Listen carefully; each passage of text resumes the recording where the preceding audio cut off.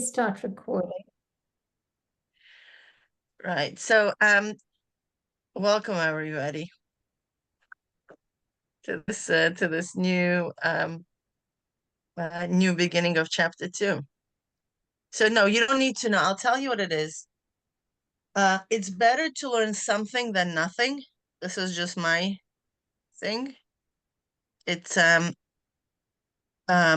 of the tachbulis of Yetzer Hara. It's kind of enclose itself in perfection. It's So, like, Mila, just to say for those who are joining the recording, we're talking yeah. about, do you need to feel that you completely know chapter 1 and you have a complete grasp of it before going on to chapter 2? So Mila's explaining why that's not so. You can start chapter 2 without having complete grasp of chapter 1. Because we never have complete grasp of anything, because we changing at all times, and our consciousness changes and our perception changes. And when you're going to go back to chapter 1, you always will find new insight to it, and that's called Divrei Elokim Chaim. These are the words of a living God. Living means it's a change, it changes because we change. Okay, so, and also like it's a horror, and I will say it because now you at the at a journey, we're all at a journey of knowing God. It's like, why? Like, why waste your time? You could just be sitting and watching YouTube video. Like, really? Like, you really want to go with that? And why in the world this will take place? Why in the world this will take place that we can um, really allow ourselves to go into chapter 2 without knowing chapter 1? Yes, because there's something which is called perfection. I must know, but we will never know in perfection chapter 1. And we saw that with Neria when we did round number 1, from what we learned before, 20 years of learning, right? We did number 1, we discovered new things. And when we did round number 2, we discovered new things. Like, oh, we never paid attention to this. Oh, that's very interesting. That changes the whole picture. Why I think is it? more importantly, sorry to interrupt. Yeah. In chapter 2, he takes a particular detail. So if you don't know the whole picture very well, it's not like you need to know the whole picture. He's now going to zoom in on a particular part of the journey that we took in chapter 1. So that's also just a very practical reason why you can understand chapter 2 without knowing the whole of chapter 1. Sorry, Yeah. Mina.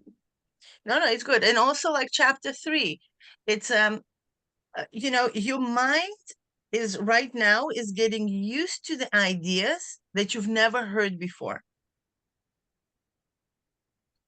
Like, I had no concept about Koch before I entered study of Shar Yichud.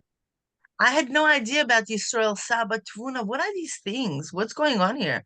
We have no idea. But you know what interesting is describing the processes that already happening in us. We're already going through these processes. And actually, chapter 2, more than chapter 1, speaks to our conscious mind, because we usually operate on these lower levels of consciousness. We're making decisions every single day, right? We judge people every single day, right? Who's not on that on that spectrum? Right? We voice our opinions about every single day, and we know exactly, oh, this is good, this is bad. I'm moving forward with this. I'm not going to do this. I feel stuck. I understand that I want to do this, but I cannot do this. You know what I mean? Like, this is all our life about anything. I need to bake challah. I need to bake this. I need to do this. I need to shop. And all about decisions. And that's why I like chapter 2, because it's more relates to our day-to-day life, versus how many of you are aware of that spark of Chochma that you had? How many of you are aware of whether you just felt was a ratzon or that was an onig? Because this is very super conscious processes. Usually, very, very, very attuned, artistic people who go through meditative states on a constant basis maybe, be more aware of these processes that we went in chapter 1. So chapter 1 for most of us was a very theoretical process. Like we just had to know that what happens in general. But chapter 2 is like you'll feel like, oh yes, this is me. I know. The only thing is we would need to go in through terminology. We're going to name all these processes. So we kind of, that's the coding. So what will happen is that when you're going to see these terminologies elsewhere in different Mamorim, they're not going to be just names. Like, for example, Yisrael Saba. You might think that this is Yisrael, my grandfather, right? What this has to do with the level of this, you'll be like, what's going on, right? And it's actually mentioned, like I saw once in a letter where it says, the educating children in the Ruach Yisrael Saba, right? In the spirit of Yisrael Saba. You might think, like, who is Yisrael? Yisrael was our forefather, the grandfather. That's the guy.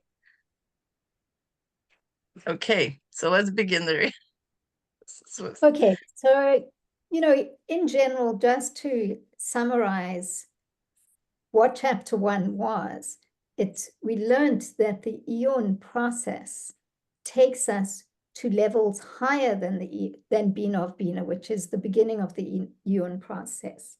So we go higher into Chochma and Bina. And we activate the Bina Liba or the Pnimius Nukudas Halev. And now in chapter 2, we're going to look at the levels below Eon. And that's what we're going to have a look at. In order to make this a little bit easier, I want to share with you a concept that you are all familiar with, which is here. I'm going to share the 10 Sfirot with you. This is, my drawing of the 10 Sfirot. You don't see it all at once, but we have here, we know Keter, Chochma, Bina, Chet, and those are the intellectual aspects. By the way, you don't count Das because they're 10. You don't count Das when you're counting Keter, because Das is Keter inside the consciousness, in a simple way. And then you have the emotional attributes, the midos, which we know is Chesed, Gevura, Tiferet, Netzach, Hod, Yesod, and Malchut. Now we all know, let me see if I can make that smaller for you, but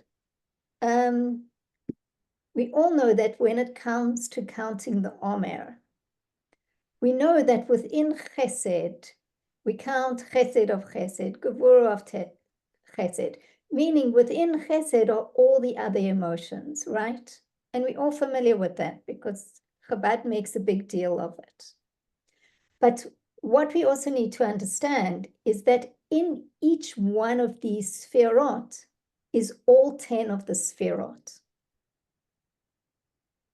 So what we have been looking at in Chochma and Bina is the Keter, Chochma, and Bina of Chochma, and the Keter, Chochma, and Bina of Bina.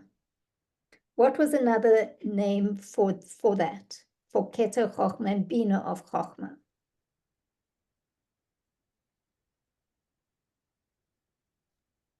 Kachab. So Kachab is one way of saying it, but there was another terminology that we used in chapter 1 to talk about Keter of Bina, Chochma of Bina, and Bina of Bina. So really what I'm trying to show you is this is something that we already know. Keter, Chochma, and Bina of Bina were another name for them was Oimek, Rochav, and Orech. Is this ringing a bell, or it's not? It wasn't so clear. Okay, So when we were talking about oimek of Bina, we were really talking about the level of keter in Bina. When we're talking about the rochav of Bina, we were talking about Chochma of Bina. And when we were talking about the orech of Bina, it was Bina of Bina. So what we were really looking at in chapter 1 was what's called Kachab, Keter, Chochma, and Bina, the intellectual aspect inside Bina. But now we're going to see that inside Bina and inside Chochma are also these sphirot. So we're going to see that there's Chesed, Gevurah, and Tiferet inside Bina. There's Netzach, Hod, Yesod, and Malchut inside Bina. So that's just, it's a little bit mind-blowing or mind-expanding. But as I said, we are used to it because that's how we count the Omer. The first week of the Omer is Chesed, and the first day is Chesed of Chesed, the second day. So we're used to that idea. Okay, so this is just to start to get your mind closer to understanding that we have up until now looked at Keter, Chochma, and Bina of each of these spherot, of Chochma and of Bina. And now we're going to start to look at the middles of Chochma and Bina. All right, I just want some feedback from you because really what I'm trying to tell you is that some of this we already know, and it's just a matter of terminology. So just give some feedback to say, wow, that's still difficult for me, or, oh, okay, now I understand something. Yoni? So, and that makes sense, but is there Keter, Chochma, and Bina of Keter? Okay, first let me ask you, before we answer that question, do you understand that there's Keter, Chochma, and Bina of Chochma and of Bina? And that we learned. Okay. So and there's also Chesed, Gevurah, Tiferet, Netzach, Yesod, all of them of Chochma and Bina. Exactly. Okay. Yeah. Now we can ask Camila, is there, oh yes, of course there is, because look, we looked Is at there what? What was the question?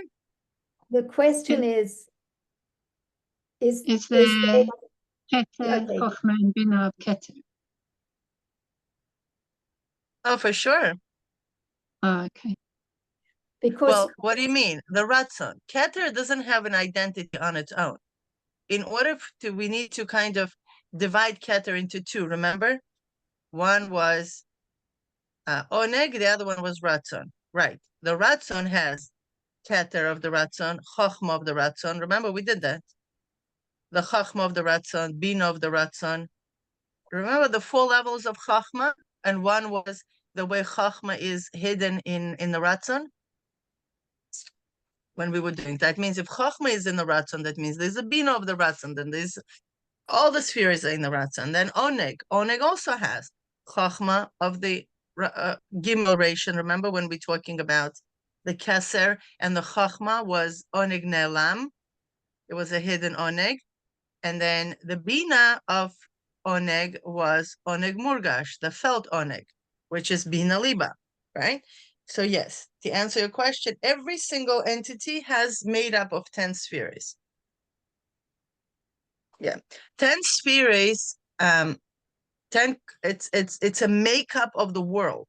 That's how the world operates. Everything, my phone has 10 spheres in it. And it's a molecular, it's a spiritual structure of everything could be found in this in creation. We're not talking about in this physical world. It's in Mars, in everything what you see on a physical plane, on any spiritual plane. This was a decision made by HaKadosh Baruch Hu for whatever reason we have no idea about. When he was making a plan, how am I going to be a melech in this world? What the world would look like. Okay, when he was just strategizing his plan, okay, creating the blueprint. This is what he decided, that this is how I want to do it, okay? And that's on the level of Kadmon, right? We, Bezrat Hashem, going to be learning about 3 levels before the Tzimtzum. just for you to know, this is important to know that there are levels before Tzimtzum as well, which is Yochid, Echad, and Kadmon. Okay? And it's beautiful to see, but we all have it. We all have it within ourselves. Any project that you do, coming down through these levels. First, you have an idea. Ana Emloch, let me do this.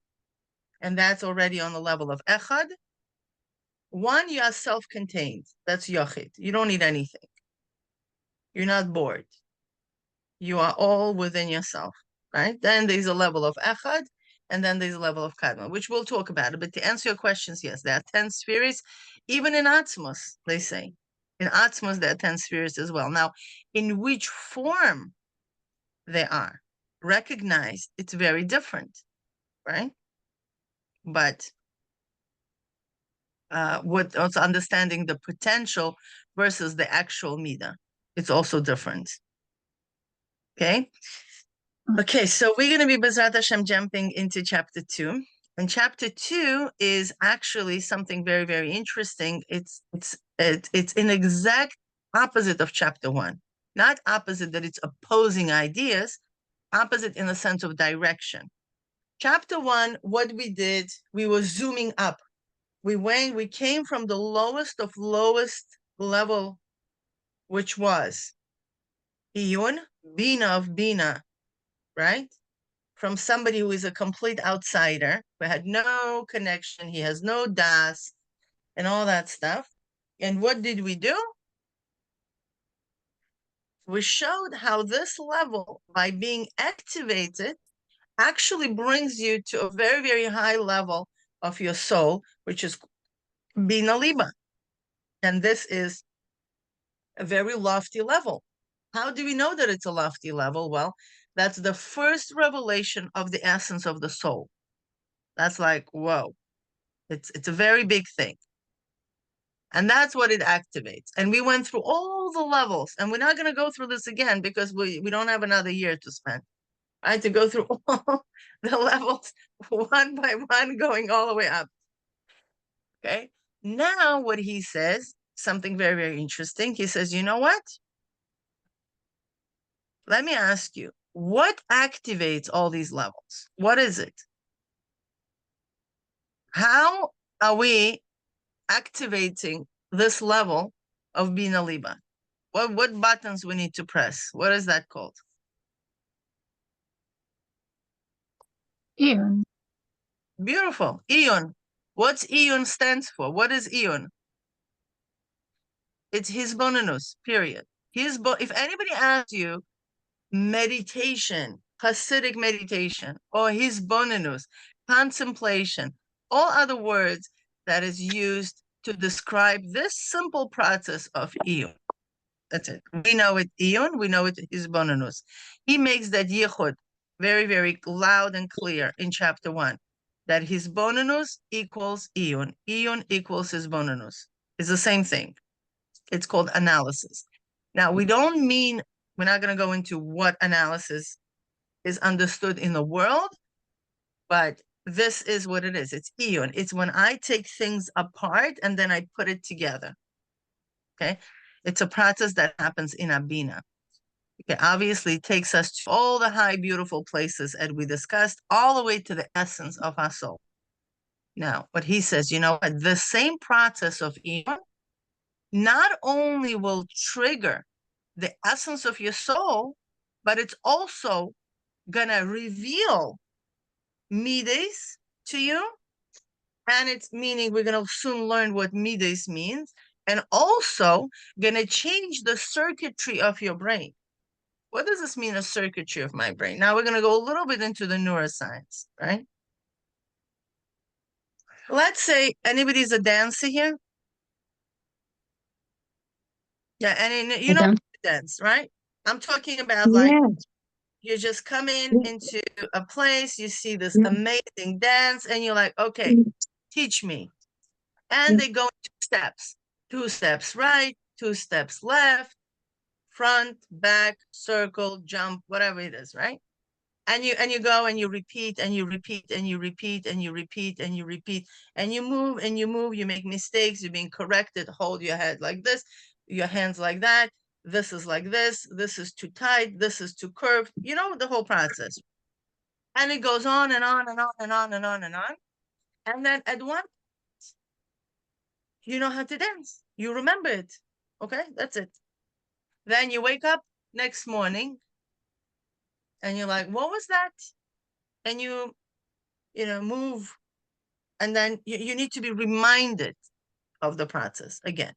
Right? That's what teachers are. That's why we go to school. Whatever the school is, dancing, painting, photography, it doesn't matter. In the brain, what ends up happening is that when we are exposed, everything works through the brain, right? We all agree with that, right? I cannot move my head. I cannot open my mouth. I cannot make a single sound unless there's a signal sent from my brain. Okay. Now, when a first idea is being presented to me, there is a creation of neuron happens in my brain. Okay. Now, that creation, if it's a whole thought of things, it's not just one movement, but it's a bunch of movements. So there's a bunch of neurons are created in my brain in order to do this procedure in this particular sequence, right?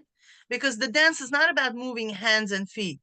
The dance is moving hands and feet or my body in a particular pattern of movements, right? So it's not just one movement, it's a particular patterns of movements. So when I'm thinking, when my teacher is explaining me how to move my body, my brain creates a picture of what that movement will look like. That's called mirroring neurons, right? This is the neurons in me that mirror what is being presented to me, okay? And I will try to copy it. And I will do these movements, okay? And as I'm perfecting my movements over and over, what will end up is that in my brain, I will form a signature of that particular move, okay? And the more I'm going to play it in my head and the more I'm going to play it with my body, that signature, that neuron connection, right? The synaptic connections in my brain is going to get stronger and stronger. Okay? And we're just going to do that over and over and over again. So the electric signal in my brain in that particular pathway would have to go more often and more often and more often. And what ends up happening that I have that neural pathway. However, there are two levels. One is that I know how to move in that particular dance that I'm studying, okay? And I could do it. However, after a long period of time, let's say 2 years you didn't dance, 3 years you didn't dance, okay? That synaptic connections loosens up and we no longer have access to it. However, there is a way, there are certain things that you will never forget. There are certain songs, there are certain skills that you will never forget because they are hardwired in your brain already. Meaning it's not only that you just created the synaptic connections and at that time you knew how to do it, but it's actually engraved in your brain. So even with the quality of the synaptic connections, there are two levels. One, it's in the level of isyashvus, that something is being settled in our brain and we remember it. And the other one is hardwired in your brain. That although a long time passes, if somebody wakes you up and says, in the middle of your sleep where you're not fully conscious, okay, and turns on that music, you will jump up your bed and you'll know all the movements correctly without even thinking. It surpasses your thinking brain altogether, even after 10 years, without even practicing. It's going to be available there for you. Do you have any skill like that? Do you have any piece of information that in the middle of the night, somebody wakes you up and says, what's your address? You're not going to be like, oh, wait a second. Yeah, I'm not sure. You'll just output immediately. That's called engraved. And that's the level of tfuna. And this is what this chapter basically is all about. Is really discussing how Iyun not only is going to bring you to the essence of your soul, which is an exceptionally esoteric idea, right? Everybody's talking about essence, even Goyim, right? It's the, living through your essence. But also, practically, that whatever else is that you're studying is going to become in such a tangible way that this same process of Iyun, and the key word here, it's simultaneously. It's not two processes. One is going up and one is going down. No, it happens simultaneously. Okay, in your Iyun process, that the ideas that you are discussing are going to be engraved in you to such an extent that you're woken in the middle of the night, you'll know exactly what it is. Okay, so we could say in a skill like a dance, a good dancer, they also do it so effortlessly. You saw those ballerinas? They're just like, they just jump and they fly. Or, those gymnasts, they do it like, yeah, what's the big deal about it? This is very easy. Or the musicians, right? I have a son who loves music. He would see somebody play violin. He'll take his violin and like, there's something wrong with violin. It's not a good violin because those violin players play so effortlessly. He thought all what you need to do is just take violin and just do like this, and that's it. And have a kavana, what type of music you want to play. And if it doesn't happen, there's something wrong with violin. But that's like, no, my dear, there's nothing wrong with violin. Violin is beautiful. Okay, is that you don't have that circuitry yet. And that's what it is. There is no circuitry in your brain. There's no hakika in your brain yet of how to move your thoughts and your whole body here with your left hand, your right hand, and playing in your head the music and how to move whatever else you need to move in order to produce the particular sound and the sequence of sounds. Okay, so there's no hakika yet. And believe me, I'm sure there are violin players that all what you need to do, just wake them up and you say, okay, the Beethoven, blah, blah, blah, and they'll just like play it for you. Okay, that's on the level of hakika. Any questions so far? So, Mila, I think we should just go to the text at this point.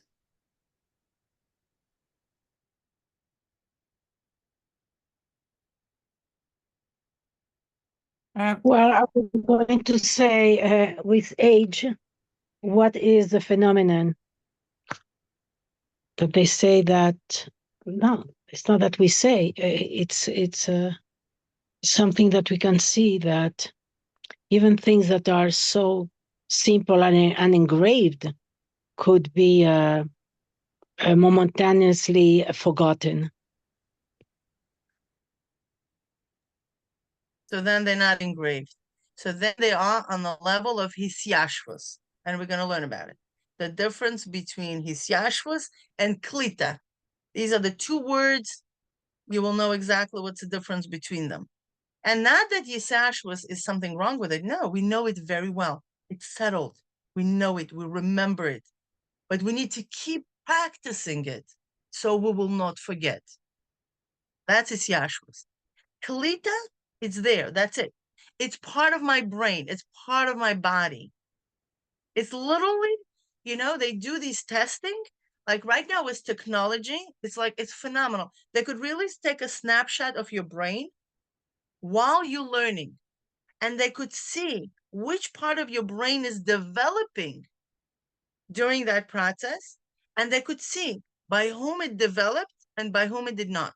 The synaptic connections are going to be there, and it's phenomenal. Like for the past 5-6 years, they could do it on like me and you. Like as you're learning this piece of piano or whatever skill you're learning, they're able to see in your brain, based on the signals, which part of your brain and where that synaptic connection is being formed. And then after you learn that skill, they could tell you on what level it was learned, whether that was learned in the level of Isyashwas, or there is already a chakika, if there's already an engravement. Like they could actually take out a brain and they could see in the brain, there is going to be like this engravement. The brain has all these folds that is actually going to create a fold. That's it. That's called hardwire. There is a soft wire and then there's a hardwire. The soft wire, it's hisyashvus, meaning it's there. You're aware of it. You have the skill. And the hardware that you literally create the fold. And they say that by looking at the brain, they're able to see to what level of engagement, intellectual, and not only intellectual and emotional, that a person was involved in during his lifetime. They could literally see in the picture of the brain. Now they don't need to take it out of the body. With technology, they could see it in the living person. Yeah, and it's phenomenal. Like the technology now is like, wow, this is unbelievable. Okay. No, it's believable. It's Mashiach. It's believable. It's It's unbelievable. divine. Yeah, you're right. But it's a phenomenal to see the progress of the world for the last, I believe, like 10 years. I noticed the progress within the last 10 years. Like I see it. It's like 10 years ago, these ideas were still novel and, only Yechidei Sugula had access to. Now they sell those devices. I owned such a device that measures your brain waves. It's only $300. Before it was like a whole biofeedback was a whole unbelievable. Now anybody could just go to the store and you could see what's going on in your brain. Unbelievable. Why And, is that significant? What's the big deal in seeing what's going on in your brain? Well, that's a good question. I mean, I guess depends if you're interested in it. If you don't care, you don't care. What's the big deal of owning an iPhone that could take, professional photos? If a person doesn't care, there's no significance. If you care of amazing photos, But so for you care. example, to learn a violin, the difference between a beginner and somebody who's amazing, it's 25,000 times of doing the same thing. So you still need to put in the work. You still need to do what needs to be done. And that's for what, sure. No, the device will not help you to gain a skill. It's just going to get you an insight into something. It's not going to give you the skill, but it will give you an insight of where you're holding.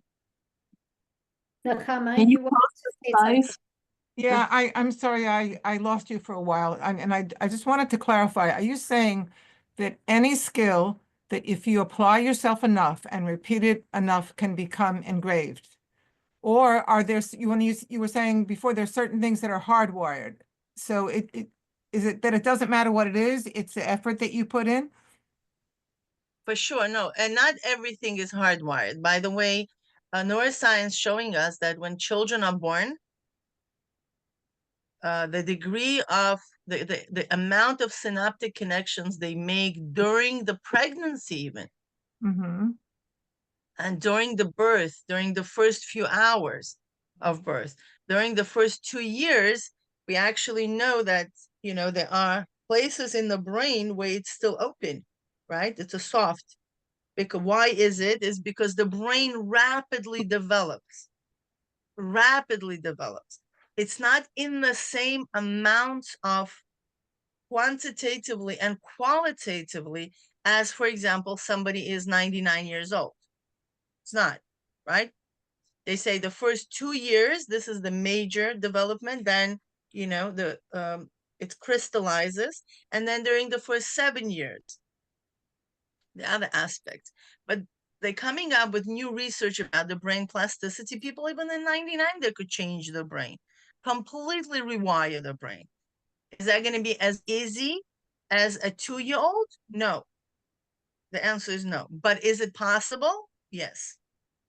So now we're talking about, you know, these two aspects, and this is chapter 2. It's not neuroscience workshop. It's chapter 2. Mila, Malka wanted to say something. Malka, you No. I just wanted to know if we could try out your machine or post a link to get it. I mean, I Oh, probably for won't. sure, no problem. I love this type of things. Was that Yeah. the gadget that a couple years ago when you did the River of Change that you were Yeah, that gadget was more about heart coherence. This one is Muse band. It's I actually don't have it handy, but it's just a band that you put on your head, and it measures your brain waves. And when you meditate, it actually shows whether you were able to reach theta brain waves or alpha brain waves, and it gives you like a whole, you know, report. And it's interesting to see how thoughts and how, you know, we engage in a particular thought process actually activates or deactivates certain brain waves. But it's a different machine.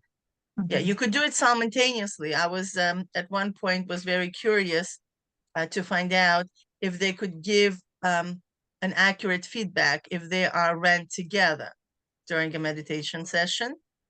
And it actually did. It's 2 separate brands. They're not connected. One is more about the heart coherence and the heart rhythms, and the other one is more about the brain. And when I ran, you know, quite few sessions with both of them together, the data was pretty much synchronized accurately. That just shows that, I mean, now they're coming up with new and new gadgets. I'm telling you, like I at one point, I can't even follow with all of it. But yes, the biofeedback is not a new thing, but making this accessible for simple people like me and you, it is, you know, quite amazing. It's phenomenal. But yes, I just want to Cody mentioned something about the aging brain, and my understanding is that it's the short-term memory that gets soft, but usually the long term stays. So that the long term would be what you'd call is engraved. whatever. Yeah, I guess whatever is engraved. Yeah, whatever is engraved, that would be long term. And but I think there are certain processes, degenerative processes, that also affect long-term memories, no? Yeah. Right, Yeah. but it doesn't mean, you know, that it's like, you know, we'll stay there forever. I think it means that also the degree of long-term memory, there are, you know, there are degree of, you know, one's yeah, okay. So let's just move on to the Mila, before we go into the actual text, I just want to tell people that we have 3 options for you regarding the text itself. We have a document where we have the English and the Hebrew next to each other, which has a great advantage because you can really follow the Hebrew and English together, but the Hebrew is very, very small. So what we're doing as well is giving you a document just with English, and there's also a document just with Hebrew like we had for chapter 1. So, you know, they're all 3 options, and you can choose the one that works best for you. In the class, we're going to work off the document that has English and Hebrew together. Okay, let's go. all right, let me just find the text.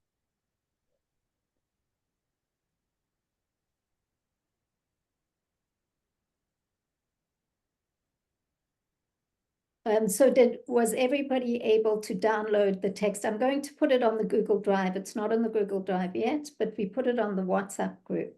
So you had it, you know, you could download all of them, one of them, 2 of them. Which pages are these? Which page? In the Hebrew, it's page 314 of the Hebrew text, where it's just Hebrew.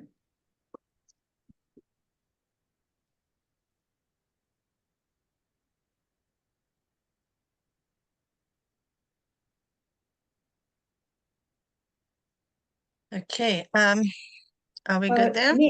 Mila, this is not the right document. This is the unedited one. Mm-hmm. So, you know what, if I can share, if you want me to share do you want me to share the edited one? Where is the edited one? It's because then I won't be able to move it. Yeah. here you go. Here it is. Maybe in the English, what page would it be? So the English, you know, we are just creating it now. Oh, okay. It's So I have not part printed of that all. English document anymore. Okay, all right. I have text originals and then I have text edits in progress. Should I go there? So, you know, you should go to, if you go into paragraph 1, you'll get it. Oh, paragraph 1. Okay, great. Yeah, so you can do it from there.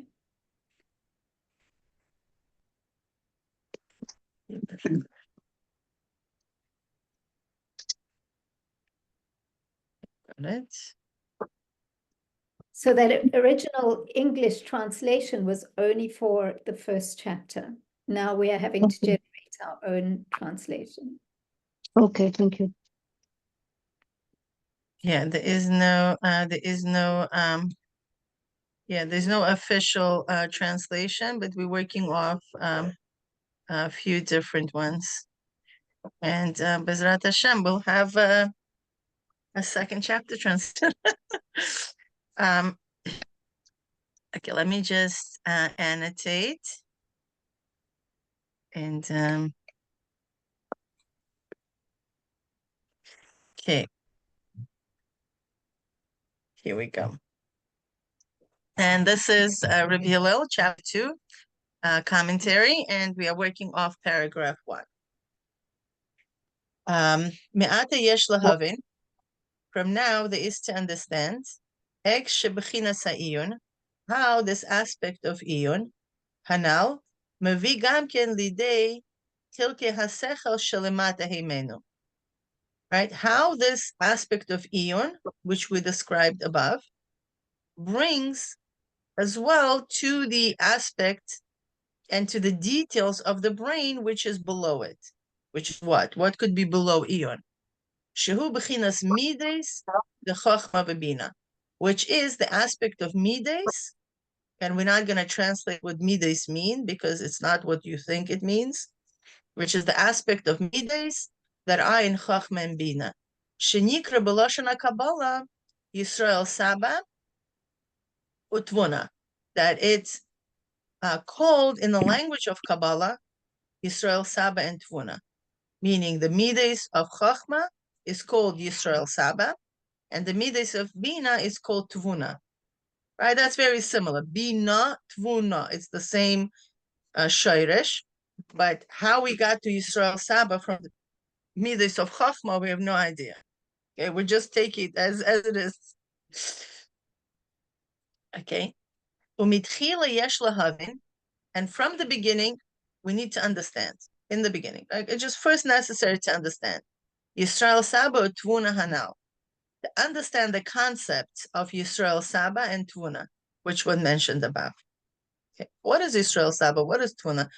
B'chlal, to understand what is midas, right? We know midas as emotions, but it's not only that. That's a very shallow understanding of what midas. So let's see what midas truly mean. Hihine anu ro'im bebechinas hasechel gimel bechinas. In the whole concept of brain, of mind, that there are 3 levels. Aleph, haskalat etzem mitziyat ha'inyan bilvad. 1 is just the fancy word of conceptualizations of the essence of the existence of the concept itself. It's like, whoa, what was that? I forgot. Yeah, I never remember this, okay? But one is just the seichel of it. Yeah, it's just the intellect of it. Which is what? Kimishe, so now he's gonna have Rahmanas on us, he's gonna give us an example right away. He's not even describing it. Why? Because no matter how much he's gonna describe this idea, without a dogma, without an example, it's gonna be very difficult for us. So he's not even trying to do that. Okay. He's saying, okay, let's look at somebody. There is a person number one. You know, let's hypothetically say there is one guy who exerts himself in the wisdom of astronomy. Okay? Lahavin metzius galgalei shamayim muhusam v'yuchusam. To understand the existence of the spheres in heaven and the essence and their nature. Imagine somebody is sitting there. You know, again, we're talking about in the times of Rabbi Hillel, when Elon Musk wasn't around, okay? So for them, when they would study about the moon and Galgalei Shamayim and all these astronomical concepts, it literally meant zero implication to Maisa B'Poel, to what are they going to do about it? There's no, like he's just, it's a pure intellectual perception, knowing that Galgal Hayareach has one layer, two layers. Are the layers are see-through? Are they not see-through? Had nothing to do. They had no idea what this has to do with them. Okay, now, but they still conceptualizing it, right? Im hem agulim or hem ruchnim. Are they round? They are spiritual. Now, from this wisdom, nothing will come out. Okay? Not instruction pertaining a behavior, not to practical application. Like, what are you going to do with this knowledge? Nothing. You're not going to put bread on the table by learning astronomy, right? What are you going to do? Okay, but it's only an intellectual grasp of the essence of the concept itself. Okay? V'nikra ha'ishak ischabrus koach sechel shebenafshay. And this connection of this intellectual faculty within the person's soul, what is it called? B'muskal hazeh de galgalei hashamayim lavino. This whole concept of understanding, you know, all this, you know, spiritual, all this, you know, spheres in heaven, right? In order to understand them, meaning this engagement of my soul faculty. Okay. No, can you please step outside? Thank you. Okay, the whole understanding of the structure and my soul engagement. Why you mentioned soul engagement? I'm just thinking about it. Well, the thinking faculties is my soul faculties as well, right? Because nothing will be happening to me, and we all know what happens when the neshama is not engaged in the body, right? If neshama is engaged in the body, the intellectual faculties are part of within the soul. What happens to these faculties when I try to understand something that has nothing to do to practical application? What happens? What parts of my soul faculty is engaged? It's called Kashem Gimel Reishon the Chochma Shebenefesh. These are my three heads of Chochma of the soul. And you're like, wait a second, what are we talking about? What are these three heads? Well, very simply, you already know about these three heads. The three intellectual aspects of Chochma, which is Bina of Chochma, Chochma of Chochma, and Keser of Chochma, these are the three heads of Chochma. Does that make sense? It's not a dinosaur or whatever that is, right? Like in dragon. It's like this dragon with three heads. Okay, that's the Chochma. He has three heads. So whenever I'm engaging in something that has zero practical application, is I am turning on the faculty of Chochma, in which part of Chochma, the three intellectual parts of Chochma, okay, that I am only engaging them. This what turns on in my brain, okay? Okay, now he brings another mashal. When, similarly, when one studies a building, okay? Right?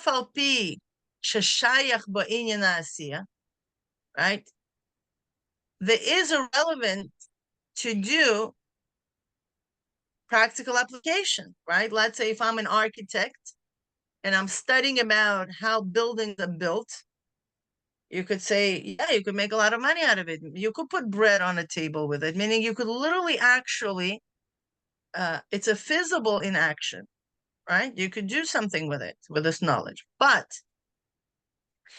all the time that he is distant from actually building it, and he's only contemplating in order to know its essence and quality, meaning even if the idea could be brought into practical applications, but he is only engaging it just for the sake of learning about it, not for the sake of doing it. It's also called the three levels, Gimel, the three heads of Chochma. Does that make sense? Meaning, practically speaking, if we are engaged in any intellect, in any study that has zero to do with practical application, we are engaging, the Orech, Rochav, and Omek of Chochma only. That's it. This is what goes on there. We're turning on that level. Okay. Even if this is something that you could be, imagine I could tell you, okay, you don't really want to bake sourdough, but just go make a research about how to bake sourdough. And you go on the internet and you start reading this article, that article, this and that. And your husband is going to ask you, like, when are you baking sourdough? You're like, I'm not baking it yet. I'm just learning about it. That's all. No strings attached. There's no thought about maise. Rochok, he says, it's far.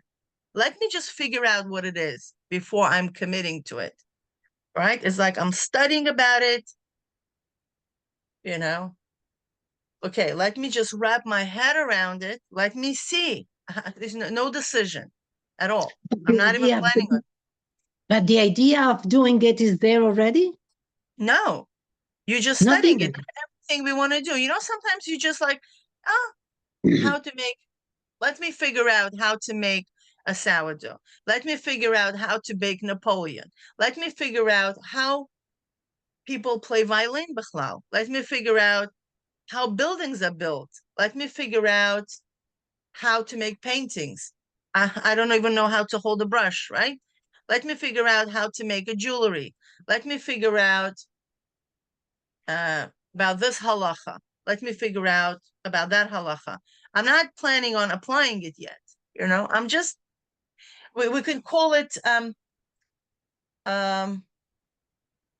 it's like more adventurous type of study. It's just, I'm learning the components of it. No application. I'm not committing to anything. I'm just But you studying said it. yet. But Yeah. you said yet. You said yet, meaning that yes, the idea is there at the end somewhere. I know, but you see, it's different. It's true. But you see, it's different when we are talking about, in Reb Hillel's time, people are learning about stars. Like, even if they would want to have something practical, the gap at that time, we're talking about like literally 200 years ago, nobody would even dream of flying to the moon. Like, maybe it was more for this esoteric type of dreams, but I'm not talking about practically. People didn't even have cars. Like, what do you think they didn't even have planes. Like, nobody would even think that I'm going to have a machine in one day that I'm going to actually fly me a rocket. They're going to fly me to the moon. And therefore, I need to know, how do I actually land there? Whether the Galgal is a see-through made out of glass, or the Galgal is actually going to let me to penetrate into the orbit of the moon. Like, it was not a practical question. Now it's a practical question. Now Elon Musk is studying about the Mars from a very practical perspective because he has an intention to fly there. Or maybe already flew there. I don't know. Like, I'm not following, but I just know there was a discussion about it. You see the difference? I think there is such a thing as theoretical mathematics or pure science. Like, there's a concept of studying things that could have application, but you study them without application. Meaning so you are not going to be the one. Yeah. Because I don't know what they would, what an equivalent would be in our lives, but anything that you're studying, it's without that yet. There's no yet. It's just like pure intellectual endeavor. they actually do a lot of it in college. When a person wants to become, I don't know, a mechanic, and they take your biology classes. And you ask yourself a question like, why am I taking this biology classes? I couldn't care less about that biology classes till today. I actually had an amazing mark on biology classes. I don't remember a thing about a biology. Or like, you're becoming a teacher and why you need to have a biology, or like chemistry, or things like who cares, right? Like, I'm not even going to do this. Or history, for example. Like, why you need to have a history class? What history adds you to know what was the reasons about the World War this, or like you're not a historian. Like, you're not going to be teach history. So what practical application it has for you to know what was the reasons, or the names of all presidents of the United States? Like, does it really add anything to my sourdough baking?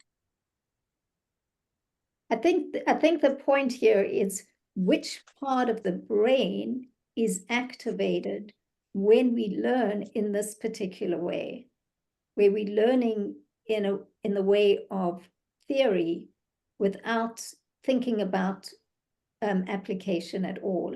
It's engaging a particular part of our brain, which is called the Gimel Reshim of Chochma. Yes. That's Okay, like school. Exactly, it's like school. Beautiful. That's what we do. Exactly. I think I would say like 99% of what we learned in school had very zero to do. Like, now they came up with this new concept about applied math, right? But when we were learning in school, I agree with you. Like, it was just like, okay, we just need to study it, and we had to study it very well. So yes, if we take that experience, we were engaging our gimel ration, right? Our keser chochma and bina of our chochma. That's it. That was removed. Now, what happens next, right? Right? Now, we're talking about the guy who's studying about how to build a house. Now, he wants to have such a house, right? He studies this house and he says, whoa, this is amazing. I like the jacuzzi position there, and I like the kitchen position here, and I like this, and I like that, etc., etc. I want to have a house like this. What happens next? And he contemplates how to build it, and how to make it, and how to build it. So then the engagement of my brain to that concept is going to be different, because now I'm not just hypothetically learning about how to build a building, but actually I want it for myself. So the parts of the brain that's going to be awakened in order to engage on this level, that I want it, I want a house like this, is going to be a different part of the brain. And what would that be? B'shem Nehi of Chochma. And that's going to be called Nehi of Chochma. Because Nehi, which is Netzach Hod Yisod, that's already practical application. When I'm actually going to carry it out, that's going to be Malchus, right? But Netzach Hod Yisod, it's the power of my brain where I'm studying something in order to bring a practical application, okay? And that's still in the Chochma. So that's a new piece of information. About Kachab of Chochma, we learned before, the whole chapter 1, remember? The Omek of Chochma, and the Orach of Chochma, and the Rochav of Chochma, and all that stuff. Okay, but Nehi, we never studied. Here we are engaging, I want to do it. So now I'm processing information and I'm filtering it through an additional koiches, that it's not only going to be an intellectual situation, but it's a practical, I want to do it, right? Like you making jewelry. Okay, I want to study this pattern in order to make such a jewelry for myself. How are you holding your appliance? How are you putting your beads in? What colors, how to measure, where to put? That already has a practical application because I want to make it like that. Right? If you are a dancer, you're not just studying how one lady was dancing and it was so beautiful, everybody liked it. No, I want to copy this. Yeah, so there's a different level of engagement of the parts of our brain that's paying attention to that, and that's going to be Netzach Hod Yisod. Okay? Now, what's your question with this? Now, what did we skip?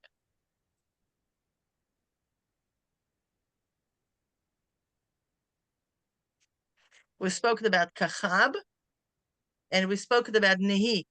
What did we skip? Chochma Bina Das. No, we didn't skip it. We did it. It's Kachab. It's Oh, you part did- of oh. Eser Chochma and Bina. What did we skip?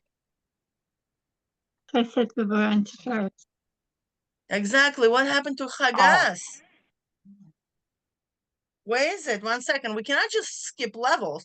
When something that I'm hypothetically learning about how to build buildings, and now I'm learning about to actually build it. Well, we didn't skip it. It's in the text.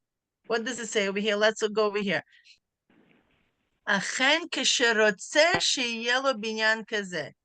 However, when he desires to have such a building, this when Chagas happened.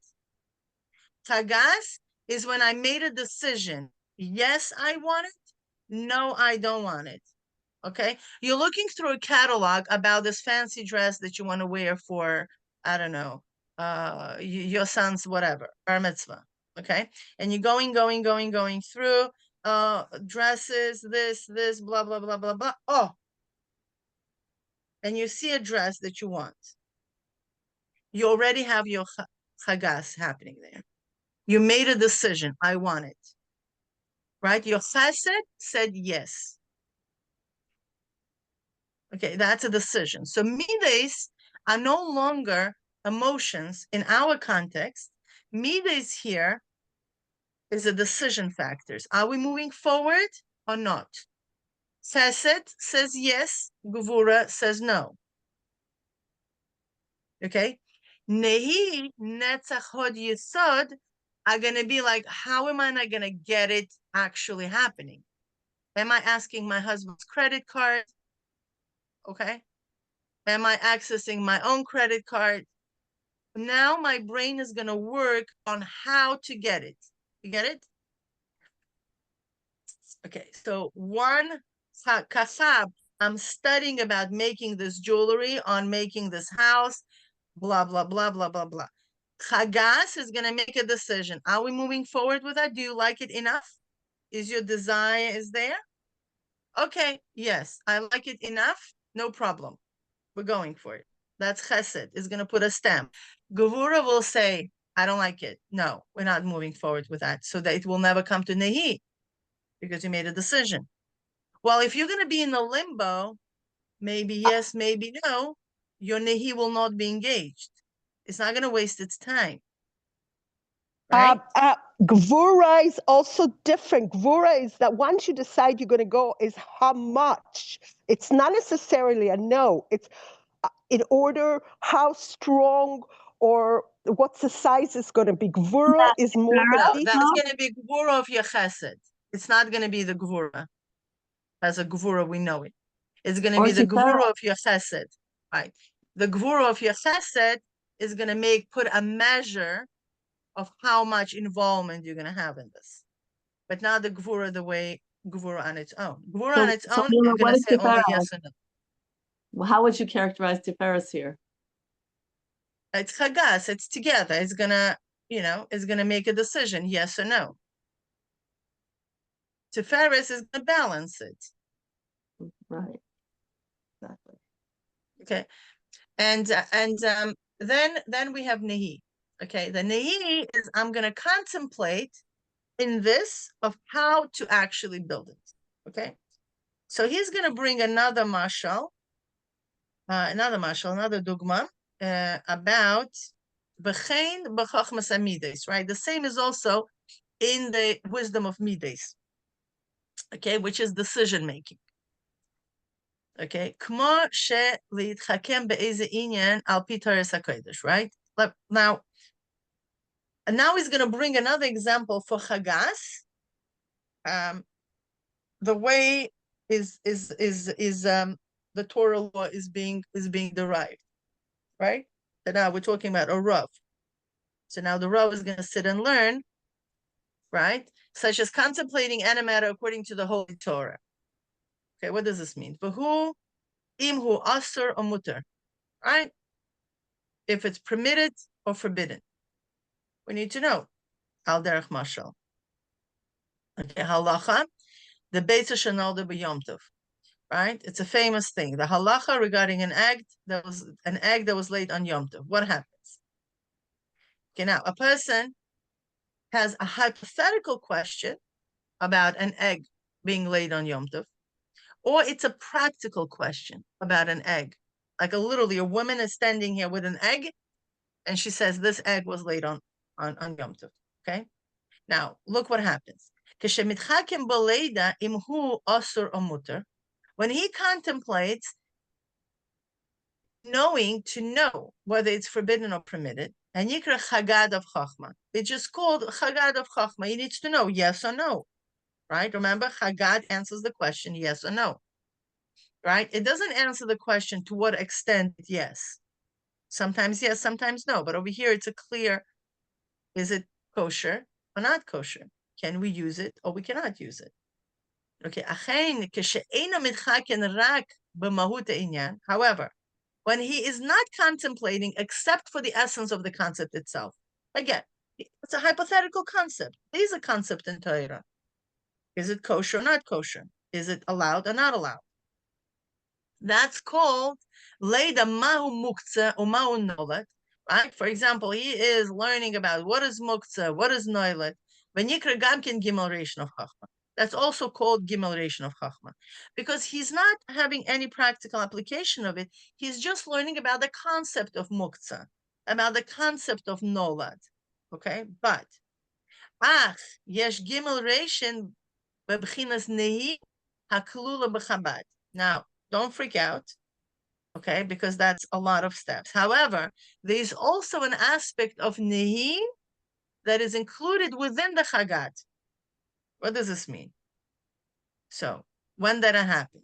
And we find, sometimes we see this. It's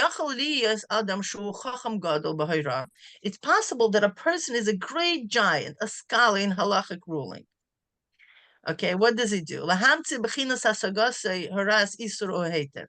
Right? And he's able to derive from his intellectual grasp a ruling which is prohibited or it's permitted, meaning he's good enough, not just learning hypothetically, but also know the laws of how to derive into practicality. But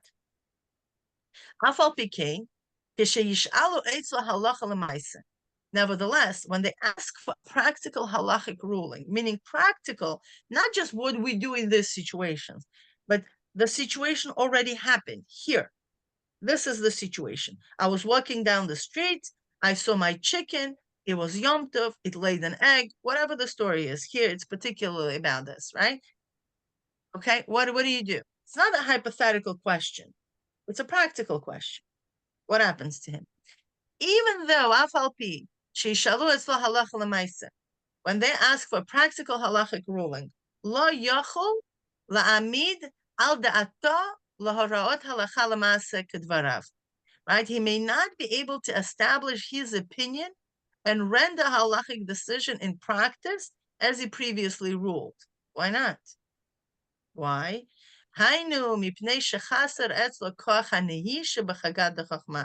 And this is because he lacks the power of Nehi within the Chagad of his Chochma, meaning within the Chagad of his Chochma, when the question rings, kosher, not kosher, allowed, not allowed, he has to put the Nehi, this power of his brain, to derive from it. Right now, is it kosher or not? And a lot of times, when the young scholars, they don't have enough interaction with it, right? They can make that decision. Is it like right now, yes or no? They will say, okay, wait a second, let me go back to my Iyun process. I need to study it again so I can know. And you ask yourself, 1 second, didn't you give a shiur yesterday about this topic? Because yes, I did. But that was my gimel of my chachma, right? If we're going to speak this language. That was different. That was hypothetical. Now it becomes practical. And for that, I need to go back into my Iyun process to derive with that intention, right? Okay. However, when he possesses a strong, resolute das, okay, knowledge and conviction, lahoris halacha lemaisa kedvarav, right? To rule on practical halacha according to his understanding. Nikra Nehi shebechagad of Chochma. Sorry, I think you skipped the word nota. In mine it says that anyway. I thought it makes a big difference. That's nota, right? And halacha lemaisa kedvarav, right? Nikra Nehi shebechagad of Chochma, right? And this is called Nehi, that within the Chagat of Chochma.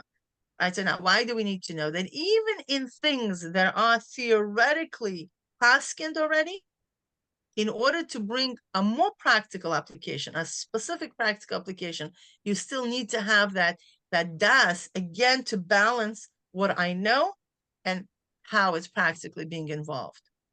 Okay, right? We also see that, and this is on a higher level than the essential Nehi of Chochma. Okay, be'etzem shehu his chakmos la'asiya, right? That which is the intellectual wisdom that leads to action in a practical sense. Okay, b'poel mamash hanal b'mashal biyan, right? In practical sense, as it's explained earlier with the analogy of the building. Why? Because with the analogy of the building, it's much easier. Yes, I'm doing this building, now I'm learning how. But when we're talking about the halachic ruling, there are additional steps, right? And therefore, he brings it more with that mashal, and it will be a little bit harder for us to bring it from the mashal of the building, right? Because with the building there are not so many halachic rulings about different things, like whether you're building it or not. So the decision is simpler. But when we're talking about more of the halachic ruling, we could provide a better example of this additional step of the Nehi of the Chagat a little bit better. Now, just not to confuse you, right? We could generalize it that, the Chagat would be the actual practical application, okay? And the Nehi, meaning the general application, a decision, and the Nehi would be like, okay, now I'm learning about it in order to do. Okay, so that activates a different level of our brain. Can I ask you a question? Yeah, Yoni, you want to go with it? Is it like bringing in the human aspect? Like, exactly. Yes.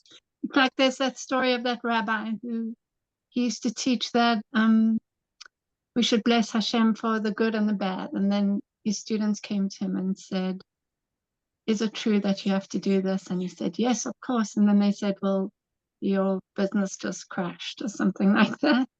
And he said, I don't understand the halacha anymore. What did he say? My business just crashed? What did he say? Well, his students came and told him, like, I think that all his ships had sunk or something like that. Uh-huh. Right, and then they provided him originally with the theoretical halacha of when you hear good news or bad news, you're supposed to praise Hashem. So he says, of Ah. course.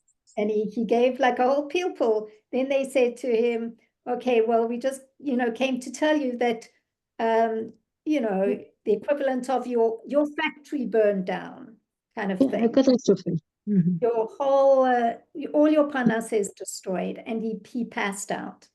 And when he came to, he came around, he said, now I can say I don't actually understand that halacha. But Exactly. That's what it is. theoretical, Exactly. you Yes. understand. That's a good Yes, example. 100%. Yeah. It's an excellent example. Exactly. That's exactly what it is. It's like when it's a theory, we can talk and Hashem is everything is Hashem and blah, blah, blah. And then you're like, you understand that you're missing a grasp here. That's what he was saying, yeah. Theoretically, I'm grasping it with my Kachab, right? But when it comes to my Nehi, practically, what happening? Am I there? No. So the good news is that the Iyun process, if we really do the proper Iyun, it will leach into these lower levels of our being, as Yisrael Saba and Tvuna, which is like, this is the physical makeup of our body. This is what the beauty about it. Mila, I think your description at the bottom is really useful, where you say Nehi of Chagat of Chochma is a decision about doing, while the Nehi of Chochma is thinking about how to do. Right. That's quite clarifying. Oh, Right. I have something to say. Can I Yeah, say just one something? second. I'm just gonna grab a charger for my computer before it yep. Just Malka, give me 1 sec. Oh, sure. I'll remember what it was. I wonder also if it is the same thing as the professor who taught about whatever a surgeon professor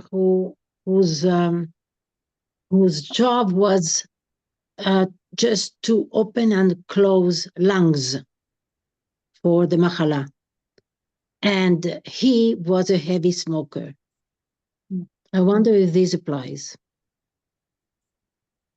Yeah, I think those are good examples as well. Like in theory, but when it comes to the practice, then there's a different relationship to the reality. So Malka, you want to say something? I wanted to say about, how the Rebbe told us, like Mashiach's here, now it's up to you. So it's like you can have it in theory. Yeah, I know, I get it that the Rebbe is Mashiach, but then there's like, how do you apply it? Like, how do you? So we know the answer. We're coming after chapter number 1. How do you apply it? That's what he's saying. You're missing action. You're missing practical application. Do Iyun. He's saying the same thing. Oh, you're missing your essence of the neshama. Do Iyun. You're missing practical application. How to bring all these beautiful ideas. Mashiach is here 30 years later. Where is Mashiach? What's going on? Didn't the Rebbe say this? Do your Iyun. but the Iyun could be only up here. You don't want it. It has to go all the way through all the spheres. No, but you're not going to force that process. This is the key over here. You cannot force, and you're going to become Chagat Chassid then. If you're going to force your midas, if you're going to force decisions, if you're going to force your Nehi, then you become a Chagat Chassid. This is the difference between the establishment of Chabad Chassidus versus Chagat Chassidus. In Chagat Chassidus, they're like, okay, let's just love Hashem. I'm going to be working on the midas of loving Hashem.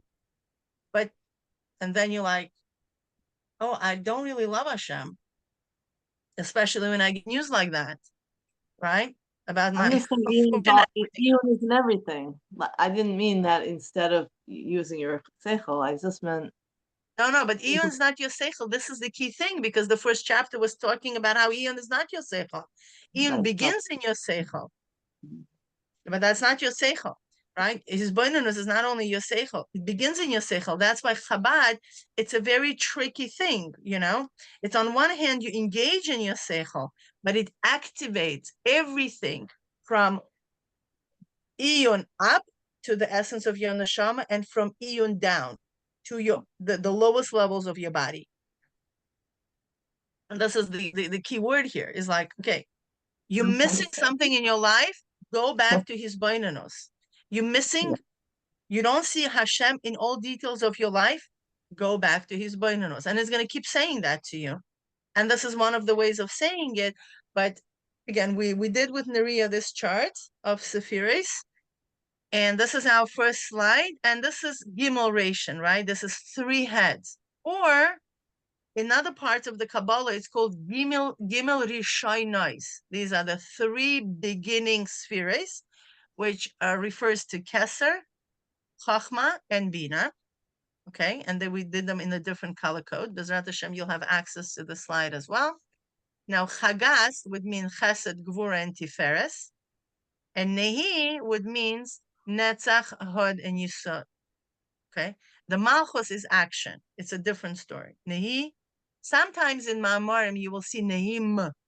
There's a mem there, but it's different. That means when the process of acting out and actually acting out is one, when they just want to shorten that.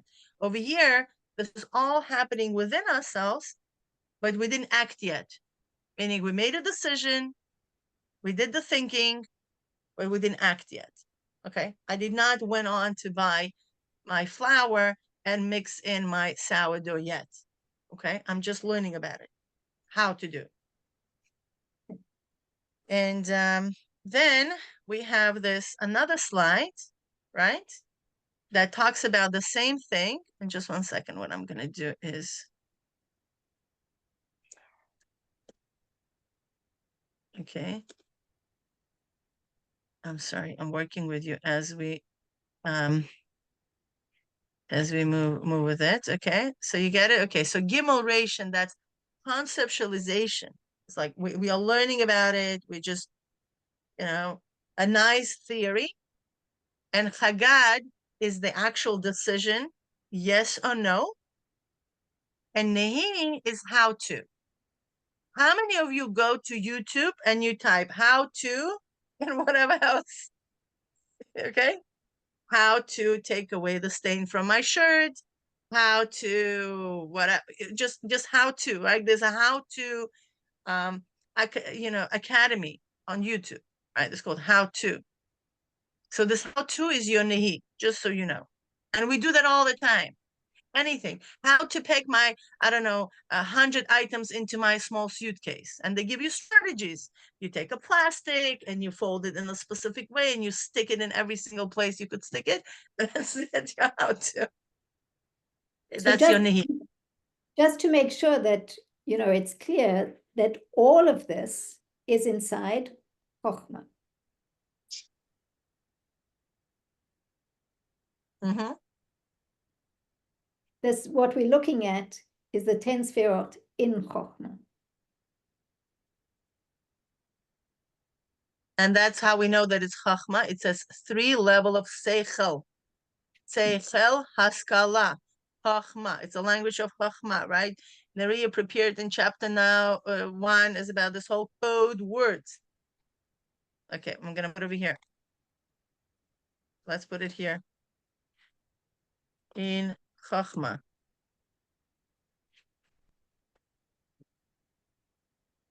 Okay. Can I share something? Sure.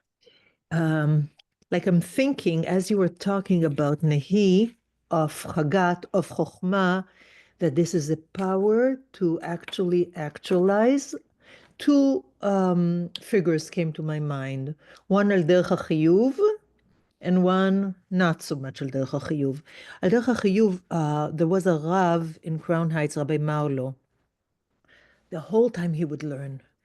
And I think that when a person has to make a decision, and there is tremendous sirat shamayim between right and wrong, like you said, you always have to go back to the yun to make sure that the halacha, that the decision is mamash clear cut, correct.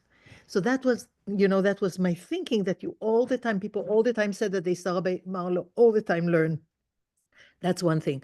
And then comes another thing that is that made me, while you were teaching this, made me think. There was a discussion among people about the previous Ramatkal in Israel, Herzi Halevi. Herzi Halevi is actually a person that I think was kind of frum, maybe more than traditional. And they said that the problem with him was making decisions. And then I'm thinking, when a person has a problem of making decisions, where is it? And that's why there was a failure, and eventually he was replaced, etc. Where is it? Where would you trace the problem of making decisions? Where do you think it is? I think it's Netzach Hod Yesod. And who generates Netzach Hod Yesod? That's a Chagat that comes from the Gimel Rashin, that comes from the Yun, apparently. No, the glue of the whole Seder Ishtalshalos is what? We just mentioned it briefly. We didn't step on it. But if you go over the text, you'll see there. He used a very interesting three-letter word. Three-letter word. Let me look at it, because I came a little bit. Look at it. Please look at the text and see what was the one that will help the Rav to make a decision. And he says over there, and if I think it's a very interesting that amazing. Yes, amazing. Wow. That we're going to go back to it, because Das is not only going to connect Chochma and Bina, is not going to only connect us with us and Koach HaMaskil, it's going to connect us with our emotions. Well, emotions in which way? In the way of Chagat, in the way of Nehi. If you really, you understand what I mean? Das is the one that's going to make, it's the middle line that's going to make sure if you really wanted something, and Das is activated by who? By Chush, Ratzon, beautiful. Das is going to make sure that what you want is actually what you're going to get. Wow. So this comes to a previous question that I have asked in the past. How does one strengthen and build and nourish, etc., his koach hadat? It's an excellent, listen, we're in a generation we don't have. What do you think? Chapter 1 said that. What is it? You don't have a das. What are you going to do? In ein dat en chochma, right? It says, or in en chochma en dat. What does it say? In bina dat, whatever. I don't remember the Pirkei Avot, but there is a rule about that. Ein bina, ein das. You're right. Ein bina en dat, right? Isn't it Ian? So you don't exactly. So you don't exactly beautiful. The answer is going to be Eon. That's the bottom line. And you know what? Rabbi Hillel is obsessed about this process. He is like, you're not getting anywhere. You don't invest in Eon, you're really not getting any. You're not activating anything, because you said, how do I activate my das? It's a good question. So I can make proper decisions. So I can have the conviction. So how are you going to do that? You're not just born that. I know there are some people who are born like that. There are. We call them leaders. Bold. Yeah, we call them bold people, right? They just know what they want in their life, without fraction of a doubt. Yes. I have kids like that. You're like, wow, I wish I would have that, right? But what if you're not born with this? What are you going to do? It's also not necessarily I think it's more born. It's also nurture. It's nature and nurture. But who cares? Our composition of our traumas and our inner strengths, inner weaknesses, traumas, and everything, it's all the result of Hashgacha Pratis. There is a specific shlichus that every single one of us has to bring about. And without this whole beautiful cholm that I just described you, we cannot reach what we need to reach, because the world is not random. Things didn't happen to us just because of, Hashem wanting to inflict us. Whoever we are at this given moment, it's a result of Hashgacha Pratis. Right? So now we need to take charge and responsibility of carrying out our mission. Right? So that charge and responsibility is knowing, how do I take care of it? We shouldn't be victimizing ourselves. Oh, well, I didn't grow up in this, and therefore I cannot do this. Of Well, it's course. not that. So that's being a victim. We're not victims. The Rebbe is into empowering Chassidim, I think, more than anybody else. You can do this. You have everything in you. And yesterday, when there was a Farbrengen, we reviewed Tefillah L'Moshe, right?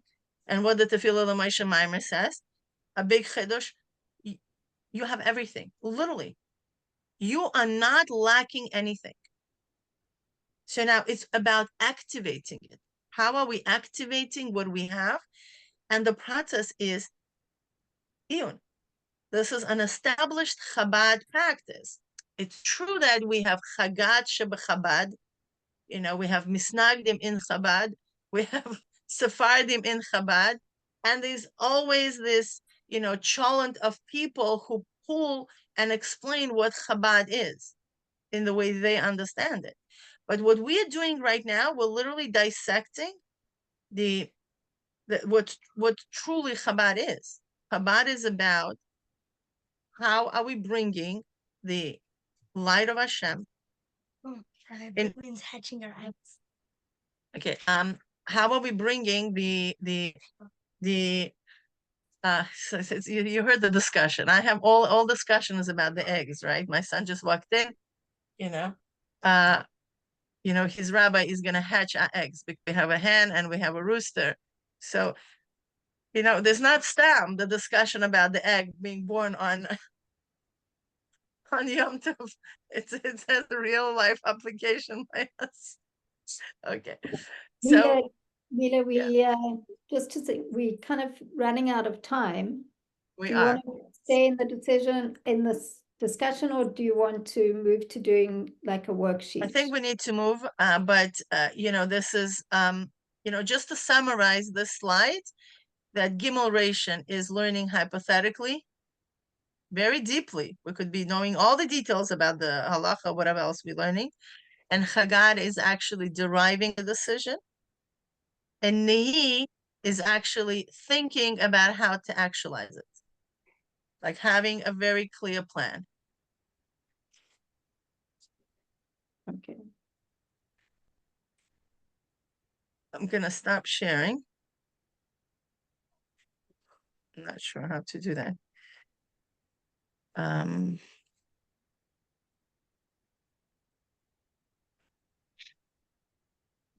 Okay, here we go.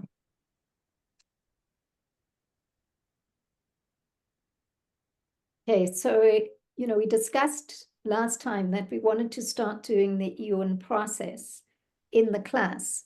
We don't have that much time. We didn't portion our time exactly, but we have a worksheet so that you can we'll give you like 10 minutes or so just to start looking at the text yourself and working on the text. So the worksheet is posted on the WhatsApp group, and it's also in the chat here. So if you just go to, give you like 10 minutes to just start doing the iyun yourself, answering these questions, looking back at the text, and then I'm going to stop the recording and we'll come back and look at the answers. Our original idea was that you work on your own and then we would go to breakout rooms, but we don't have time, unfortunately, because we took a little bit longer than expected. So Are you able to post the worksheet? I'm having trouble opening it from the chat.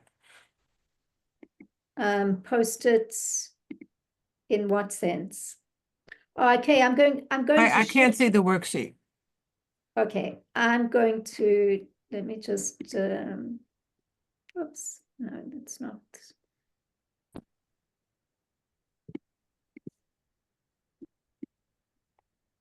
Here we go. This is the worksheet anyway. This is the start of it.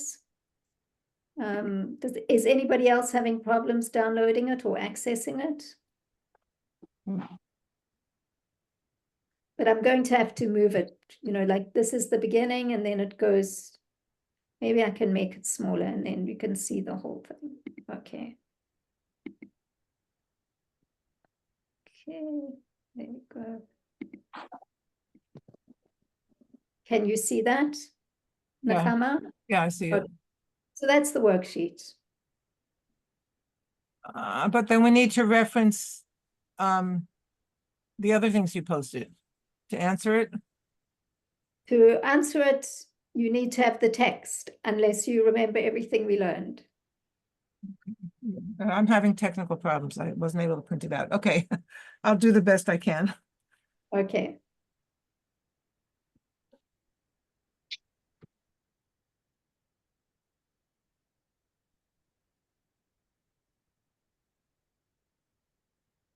Wow.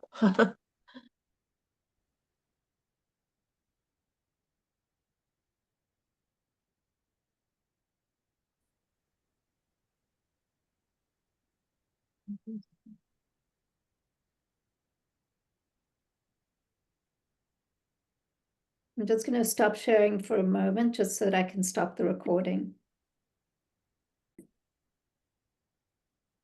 All right. So, this was just to get you to be in this Eon process. It would have been nice if we could then go and do it, you could do it in your groups. But we don't have time for that. So let's just go through the answers together as if we're, in a group. Okay. And if you haven't finished, this can be your homework. This is just really to help you to go in and start engraving it into your brain. Okay, so the three heads, the Gemelration of Chochma, consist of? Keser Chochma, Bina Chochma, Chochma, Bina Chochma. Right. So it's Keser of Chochma, Chochma of Chochma, and Bina of Chochma. Those are the three heads. Then we have Chagas of Chochma, which is, let somebody else answer, Malka. Chesed of Chachma, Gevura of Chachma, Tiferet of Chachma. Exactly. Chagas. Chagas, Chesed, Gevura, Tiferet. Oh, it should be a T. Sorry. Chagat of Chochma. Chochma, Chesed, Gevura, and Tiferet of Chochma. And Nehi of Chochma is, these are the Rosh Tevos, obviously. Somebody else? Yoni? Netzach of yeah. Netzach of Chochma, Hod of Chochma, and Yesod of Chochma. Yes. Okay. Now we get more to the nitty-gritty. Okay. So in this text, he gives two examples of Gemelration of Chochma in the physical world and one example in Torah learning. So let's get an example. Somebody can give us the two examples in the physical world. Sarah, do you want to do that? Yeah, about the stars and the heavenly constellations. That's one, and the other one about building a building. That's about the physical world, and about Torah learning is to actually render a halacha. Okay, so here we're talking about the Gemelration of Chochma. So the two examples that you gave in the physical world are correct, but can you say what was he thinking about them? Because you could use different parts of your brain to think about those things. So what is specific about Gemelration? That it's no practical application. Right. So he's just thinking about the stars as a theoretical study. He's learning about the building as a theoretical study. And okay, so then we get to the Torah learning. How was the Torah learning a theoretical study? Because he's learning all the halachot that are involved. He's learning it. He's actually being perhaps prepared for the actual ruling. But then when somebody asks him and he actually has to give a decision, that's already the Netzach Hod Yesod of Chagat of Netzach Hod Yesod of Chagat of Chochma. Okay, so you're correct, but let's just say what is the Gimel Reshon of Chochma in that situation? Keter Chochma Binah, that he understands it, he learns it, he really works hard to grasp the godly ratzon in here.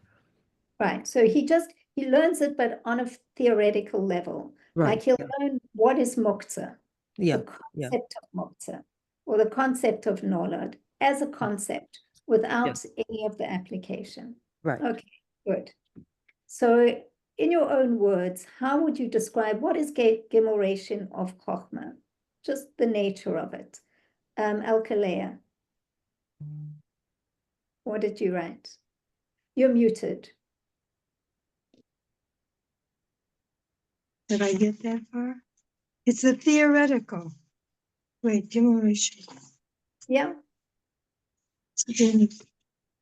What did you ask? Just in your own words, how would you define Gimel Reshon of Chochma?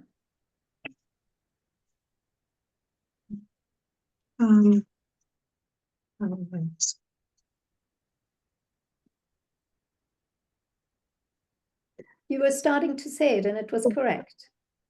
Yes.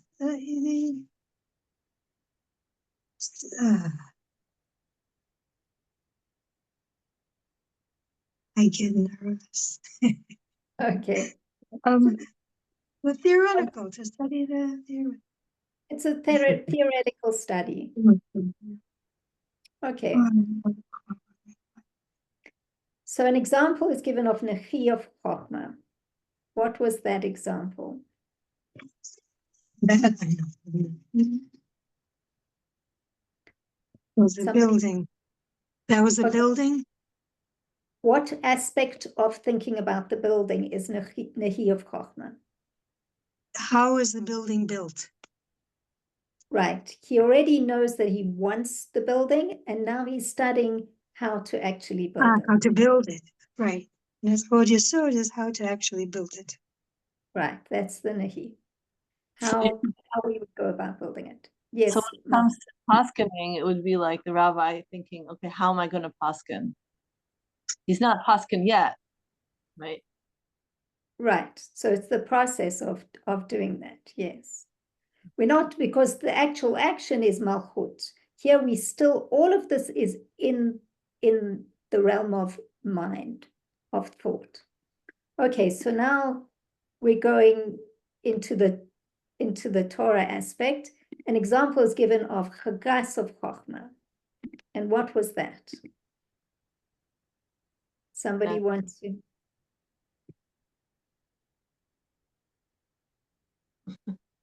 Whether something is forbidden or permitted. Right. That's the decision of, is it permitted or is it not permitted? Isn't it the analysis of the decision? It's not yet making the decision.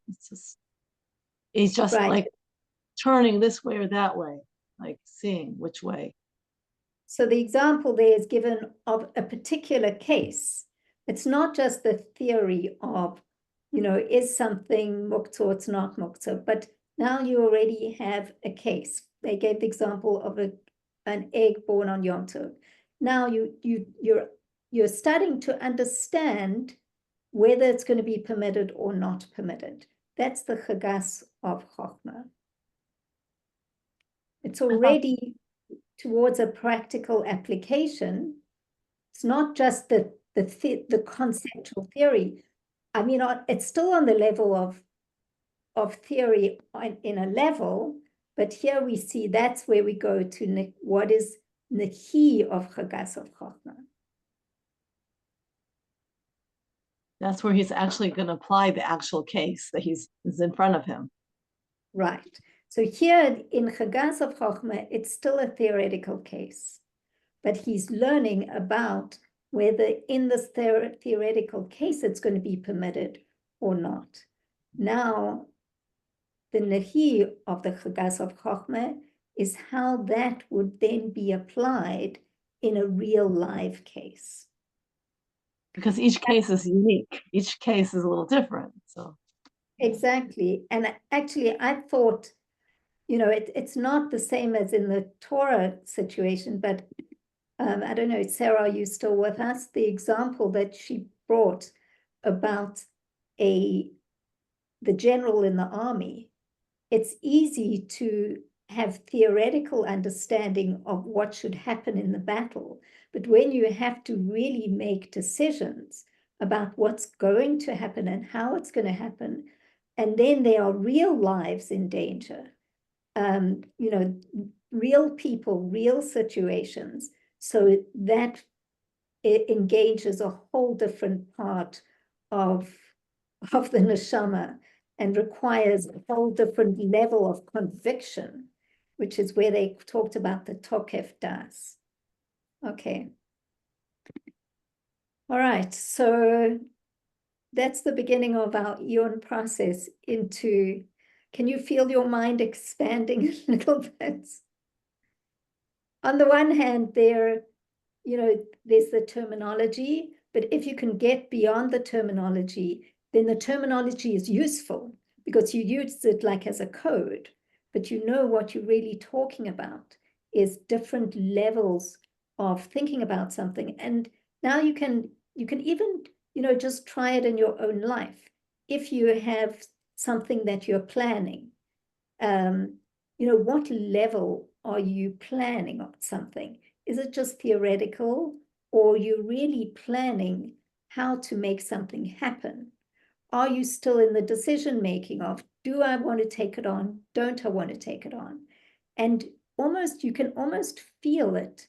If it's real in your life, you can feel it in your brain. It activates a different place in your being, whether it's just like, oh, it's just nice to study this, or now I have to actually make commitments. Do I want to make a commitment? And then start thinking about what that commitment will look like. Okay, so this is the beginning of chapter 2. Mila, is there anything you want to end off with? We are pretty much out of time here.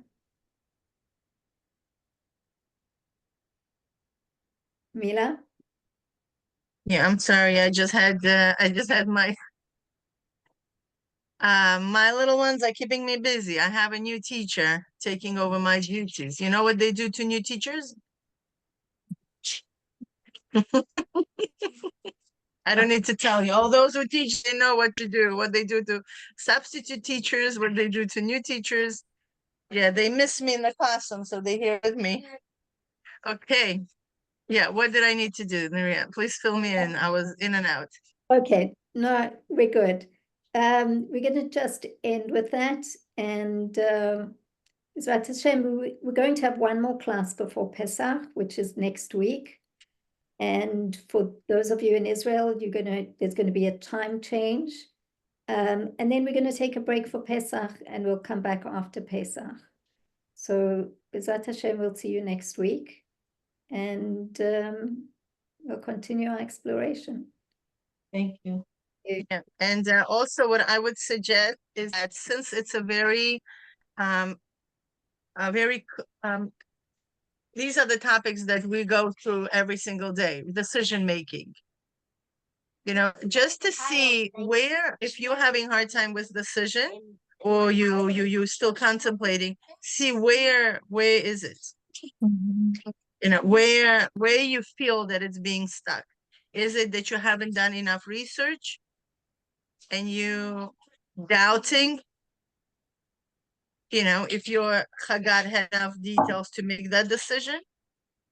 whether you were lacking, that whether you had doubts about your skills about to perform this action. For example, I could be learning about, brain surgery. I don't know if I could trust my hands that they could do exactly what needs to be done, even though I'll see all the videos and how to, So if you could just keep a little track of, within yourself about, hey, what's happening with me now? Like being more conscious of the processes that are happening within you. It will help us in our further studies as we're going to be delving deeper into the process of Yisrael, Saba, and Tuna. Okay, beautiful. Thank you so much for joining. Thank you. Thank you. Thank you. Thank you. Thank you. Wonderful. Any questions, please use it, put it in a group, and we'll be there. B'ezrat Hashem. תודה רבה.